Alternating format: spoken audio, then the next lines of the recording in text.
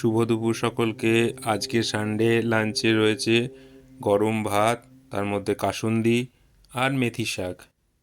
তার সাথে আছে মেথি অমলেট কারি আর মুসুর ডাল। আজকে সানডেটা কিন্তু চিকেন মাটন ফিশ ছাড়া, কারণ বাজার করে আনতে অনেকটাই লেট হয়ে গেছিলো আমার আর বাবার। তো গরম ভাতে আজকে কাসুন্দি আর শাক দিয়ে মেখে প্রথম খাওয়াটা শুরু করলাম। মেথি শাক আর কাসুন্দি দারুণ জমে, কিন্তু শাকের সাথে কাসুন্দিটা দারুণ যায়।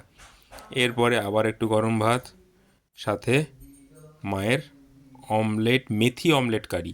এটার পুরো ভিডিওটা তোমরা মায়ের ইউটিউব চ্যানেলে পেয়ে যাবে। তো এই মেথি অমলেট কারি দিয়ে আবার একটু ভাত।